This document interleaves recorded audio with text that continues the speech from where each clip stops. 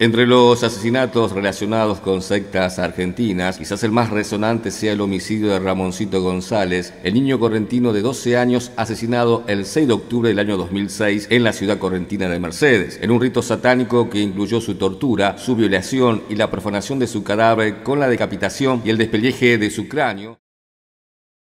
De los 9 acusados por su homicidio, Esteban Iván Escalante, Yolanda Martina Ventura, Carlos Begristián, Ana María Sánchez, Nicolás González, Jorge Carlos Alegre, Osmar Aranda, Fernando Fermín Sánchez y Patricia López, 7 fueron condenados a prisión perpetua por un homicidio triplemente calificado.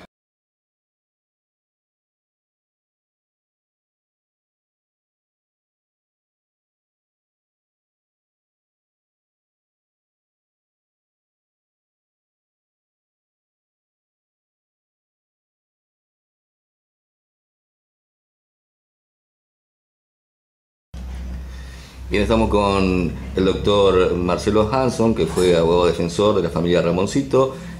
¿Cómo se cerró el caso de este niño asesinado y a través, se dice, ¿no?, de una secta satánica? En rigor de verdad, el caso no está cerrado. El caso, o sea, se cerró una parte que fue el primer juicio. Hay 9 personas que fueron condenadas a prisión perpetua y están cumpliendo la misma en diferentes lugares. Una de ellas todavía se encuentra prófugo y bueno, en realidad al comienzo fueron 2 los prófugos, se logró capturar a uno de ellos y está en este momento cumpliendo su condena. Hay un imputado más que no ha llegado a juicio oral todavía, porque también durante el primer juicio estuvo prófugo y apareció una vez finalizado ese primer juicio en la Cámara del Crimen. Respecto de ese imputado se está conformando el tribunal para poder realizar el juicio oral que corresponde. Bueno, aquí tenemos un informe, hecho por el Diario Sudamericano, investigador periodístico del caso digital www.diariopolicial.com, con todo el programa Hechos Policiales emitido por Radio Sudamericana, y habla de un comentario que hace Wanda Candal de la Red de Infancia Robada, una ONG que actúa a través de varios foros a lo largo del país, de que este caso ocultaba por detrás el rito de una red de trata y de pornografía y prostitución infantil. ¿Hay algo de cierto de esto? Bueno, sí, en su momento la doctora Candal, creo que ella pertenece a la asociación civil, o una ONG, mejor dicho, que se denomina Infancia Robada, en la cual ellos habían vinculado ciertas declaraciones que aparecen y ciertos hechos que aparecen en la investigación del caso Ramoncito con la posibilidad de que estuvieran involucradas personas que tuvieran que ver con la trata de personas. Yo personalmente en la causa he visto varias cosas que ameritan obviamente la investigación por parte de quien tiene que hacerlo, que en ese caso es la Fiscalía de Inclusión de la Ciudad de Mercedes. No sé si eso al final se llevó a cabo o no. Entiendo que se abrieron algunas causas paralelas respecto de 1 o 2 menores que habían sido encontrados en una situación vulnerable. Posteriormente la evolución de esa causa no tengo conocimiento, pero no intervenía. En esta organización de Infancia Robada, que también participa, ¿no?, activamente, la religiosa Marta Peloni, hace un comentario luego del juicio y decía: también tenemos que decir, señalando a la justicia de instrucción en este caso, que no tuvo compromiso con la investigación de los autores intelectuales del crimen de Ramoncito y que funcionaban con distintos fines, llámese distribución de drogas, compra de bebés, niñas y niños para ser explotadas sexualmente, etc. No obstante, la trama intelectual de los dirigentes políticos Víctor Semborain y Tito Enciso, nombrado en el expediente y con su solicitud de coimputación a cargo de la Fiscalía, quedarán solo en la condena social. Bueno, acá nombran, ¿no?, dos personas, Víctor Semborain y Tito Enciso. ¿En qué quedó este? Bueno, esas 2 personas fueron en su momento involucradas o traídas a la causa como testigos sospechosos por el artículo 250 del Código Procesal.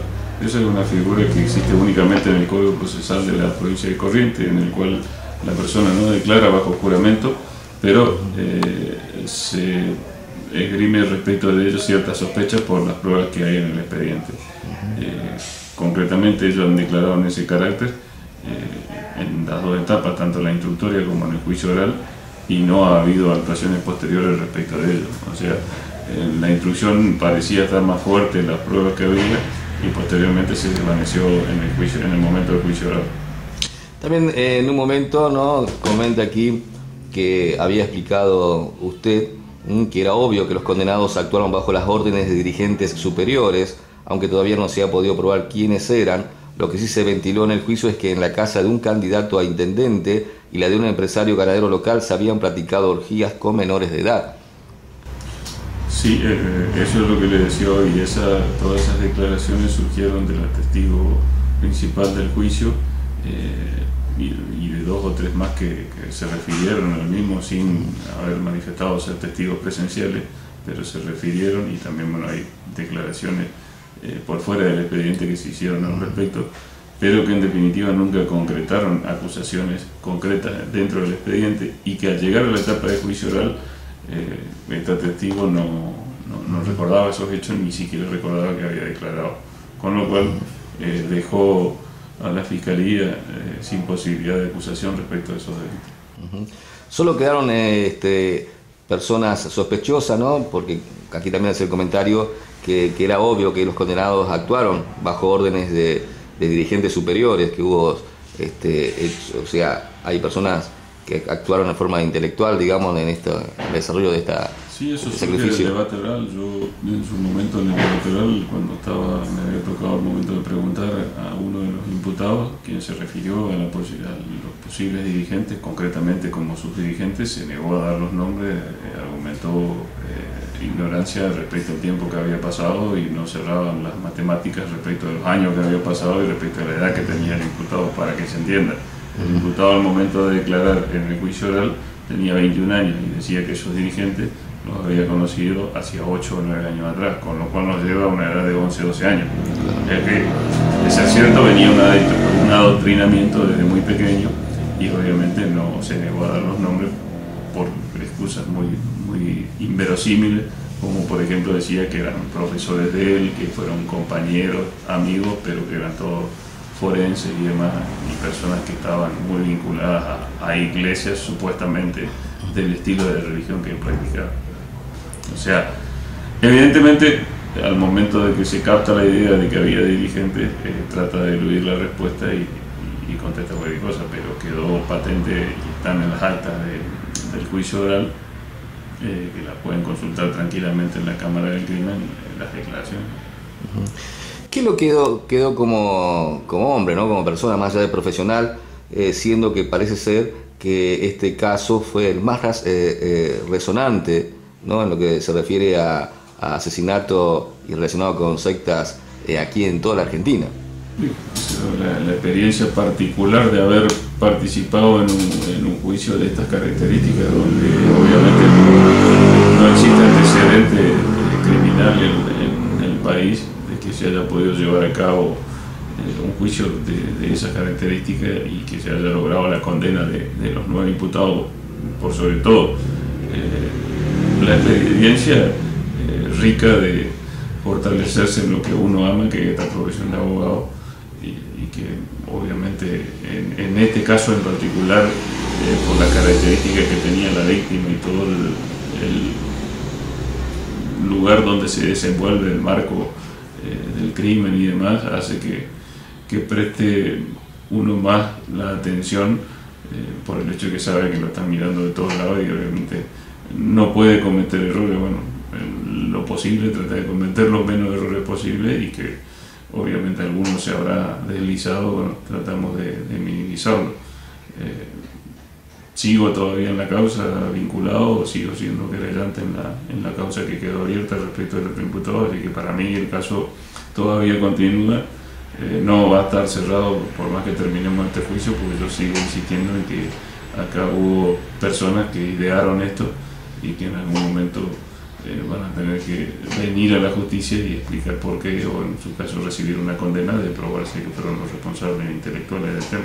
Mercedes es un lugar pleno de religiosidad, sede del santuario del Gaucho Gil y de San La Muerte, y receptor todavía de tradiciones espirituales guaraníes. Según los antropólogos del Gabinete de Investigación Antropológicas de Corrientes que investigaron el caso, el rito de la secta que asesinó a Ramoncito era una mezcla de varios elementos, algunos satanistas y otros provenientes de la magia negra, aunque no faltaban las invocaciones afrobrasileras y la devoción al Señor de la Muerte. Sin embargo, el núcleo del asunto pasaba por la sangre como materia central de sus ceremonias.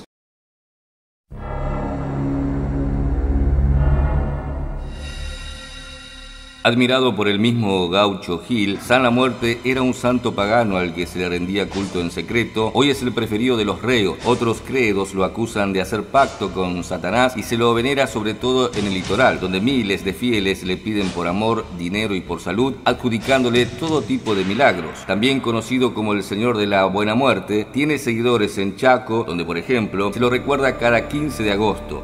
En Buenos Aires aún no tiene tanto arraigo espiritual, pero cada vez hay más devotos tras las rejas. Los curanderos, que reúnen a personas necesitadas en el interior o en el Gran Buenos Aires, utilizan imágenes de San La Muerte rodeadas de whisky, vino espumante y vodka, entregados por sus fieles como ofrendas. La estatuilla se talla sobre madera, hueso humano o el plomo de una bala que haya matado o extraído a cuchillo. Eso sí, los curas se niegan a bendecirla. Para sus detractores, rendirle culto es hacer hechizos o un pacto con el diablo. Los orígenes, según la leyenda, fue un brujo perseguido en tiempos antes de Cristo, y otra leyenda se refiere a un monje jesuita que en épocas del virreinato curaba aborígenes en Corrientes, y un brujo guaraní fue el primero en adorarlo. En los santuarios se lo presentaba con la estatuilla de un esqueleto con capa y guadaña, por eso los más religiosos le hablan en quichua. En el año 2007 el diario Perfil publicó un reportaje sobre San La Muerte. Roberto, uno de sus devotos, contó su experiencia con él. La voz del anciano es única e inconfundible. En la oscuridad te toca la cabeza y sentís algo único. Te marca para siempre con 5 palabras. Los presos lo adoran porque les da la libertad. Pasito lento porque se ve muy rápido.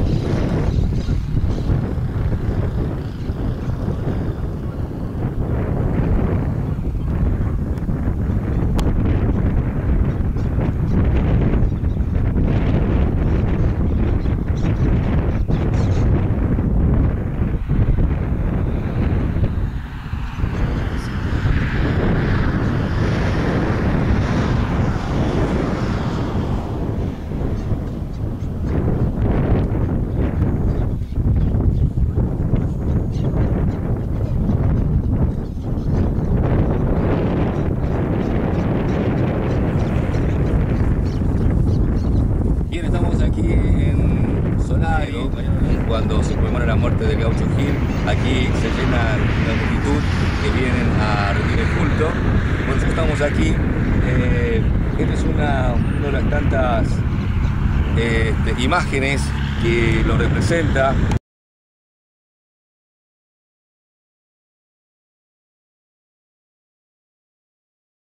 Oración que invoca a la gente que cree en ello, pero como nosotros sabemos que Cristo venció la muerte y Cristo es vida, y Él resucitó al morir en la cruz y descendió al trono, subió al trono a la presencia de Dios vivo, y la muerte es un demonio, es un príncipe, en la cual Jesús dijo, el mismo Pablo dijo, oh, ¿dónde está muerte tu hijo y sepulcro tu victoria? Y la muerte ha sido destruido, ha sido puesto bajo los pies de Cristo. Lo que queremos comprobar hoy, aquí delante de todos ustedes, es que realmente hay un poder superior a la muerte, que es la vida. Y Cristo es la vida, y Él vino a traer vida y vida en abundancia. Por eso, en el nombre de Jesús, desafiamos a este demonio. En el nombre de Jesús, en la cual, como Dios Cristo dice, que nos dio autoridad y poder para hollar serpientes, para someter toda obra de mal bajo los pies de Cristo, es lo que estamos haciendo en este momento. En el nombre de Jesús, muerte, estás bajo los pies del Señor Jesucristo. Bien, estamos aquí en Mariano Loza, a 60 kilómetros del sur, está Cursucatía.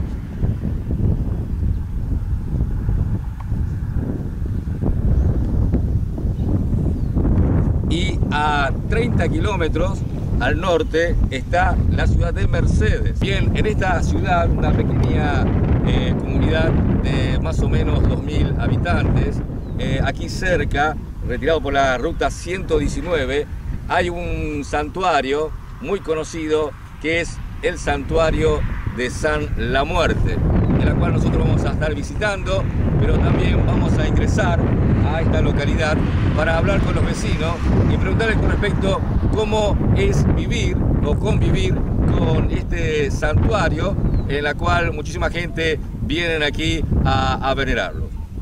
Elena, bueno, tenemos una pregunta: ¿cómo es vivir y convivir, ¿no? Con el santuario que se ha erigido aquí cerca de San La Muerte? ¿Usted es devota de San La Muerte? Sí, soy devota de San La Muerte. Convivir, no sé, no tengo nada que hablar mal de ellos, del santo principalmente, porque va de mis padres, yo y mis hijos.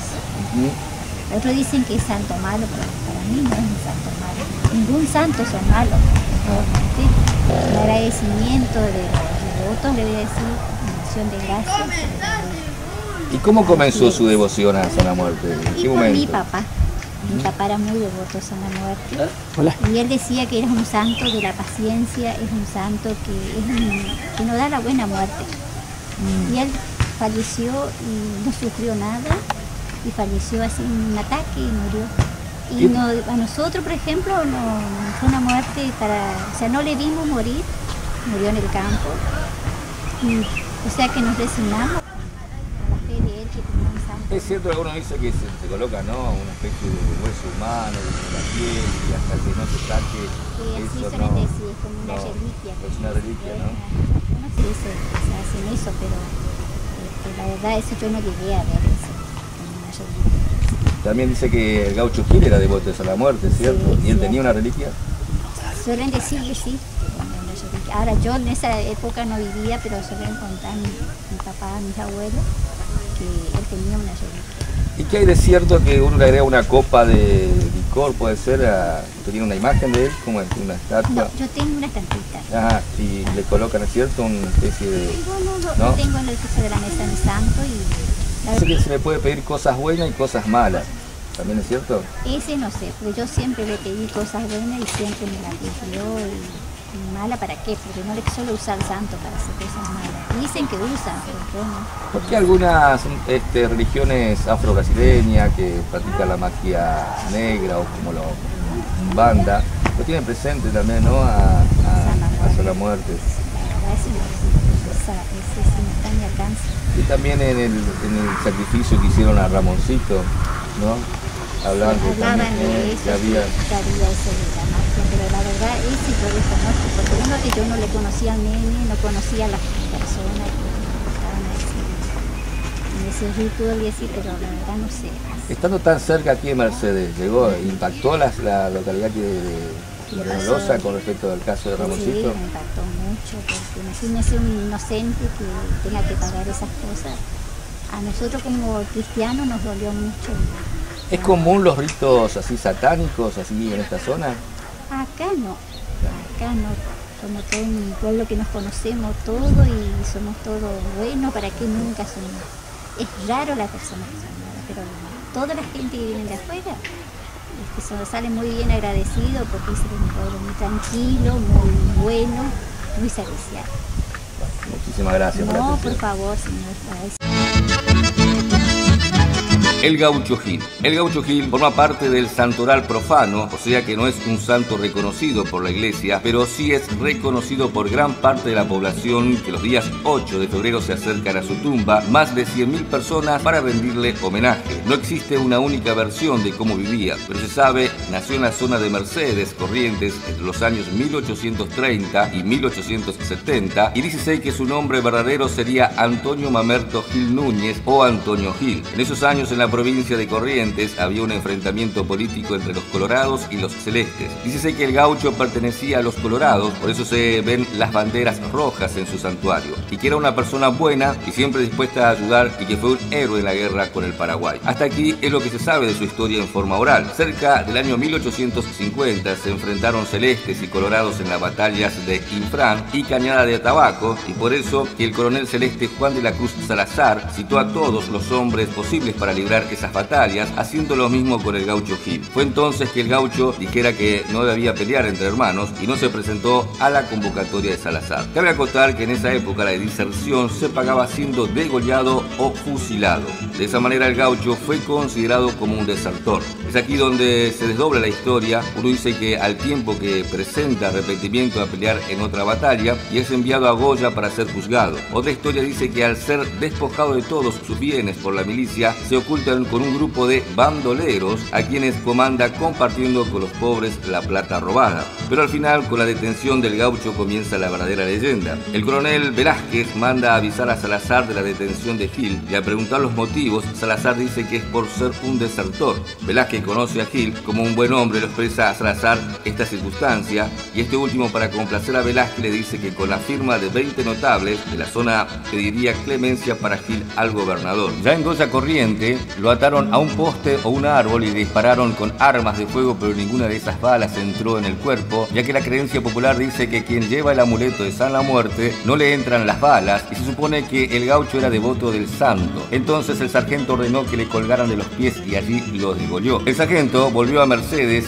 y allí se entera del perdón, y recordando las últimas palabras del gaucho, se dirigió a su casa, donde se entera que su pequeño hijo está muy grave, con fiebre altísima, y el médico lo había desahuciado. Entonces se arrodilla y le pide al gaucho que interceda ante Dios para salvar la vida de su hijo. Al llegar la madrugada, el milagro se había hecho y el niño se había salvado. Entonces el sargento construyó con sus propias manos una cruz con ramas de ñandubay y la cargó sobre sus hombros y la llevó al lugar donde había matado al gaucho, colocó la cruz y pidió perdón y agradeció. La cruz dio el nombre de Al Cruce de Caminos, y con el transcurso del tiempo se convirtió en un lugar de peregrinación.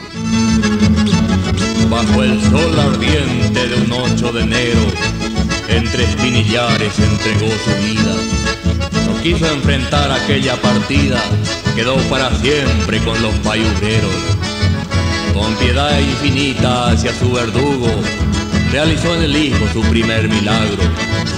Hoy los promeseros desde todos lados, con bandera y placa, llegan a menudo. Por tantos favores que tú me has brindado, te traigo esta cinta, santo bondadoso. Santuario de la Fe, allá en Mercedes Corrientes, ahí está Antonio Gil, y es el gaucho milagroso.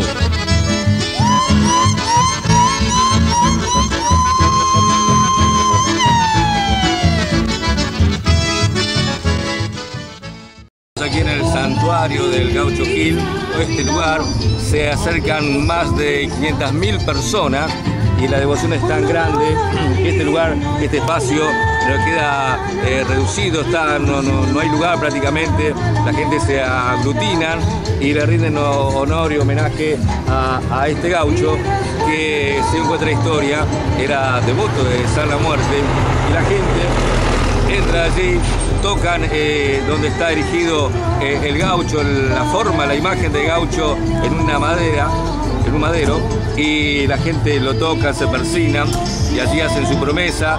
También traen muchísimas botellas de vino tinto y ofrendan, como hemos visto, al gaucho, y atrás, cuando le prenden vela, también prenden un cigarrillo y lo dejan allí depositado como ofrenda. Era devoto de San La Muerte, y aquí lo representa muy bien esta estampita, cómo se inclina y se postra venerando, y todo el mundo sabe aquí que el gaucho Gil hizo un pacto con San La Muerte, que es un demonio, y está muy relacionado con el satanismo, en la cual en ningún momento se habla, porque muchos lo consideran un santo pagano, o un santo del pueblo, aún la religión católica lo considera así, pero el gaucho Gil nunca ha sido anunciado como devoto de Jesucristo, o devoto de la Virgen María, o devoto de un santo de la religión católica. Se sabe, y todo el mundo sabe, que él era devoto de San la Muerte. Además, él había hecho un pacto con San la Muerte. Y como esto está relacionado con el satanismo, sabemos que Cristo ha vencido, y dice en su palabra que ciertamente él exhibió públicamente derrotando a Satanás y los demonios y principados, venciéndolo en la cruz. Entonces, tomando y considerando esta verdad, también queremos exhibirlo públicamente y demostrar que esto no tiene poder, que esto ha sido derrotado, está bajo los pies de Cristo, que esto no es de Dios.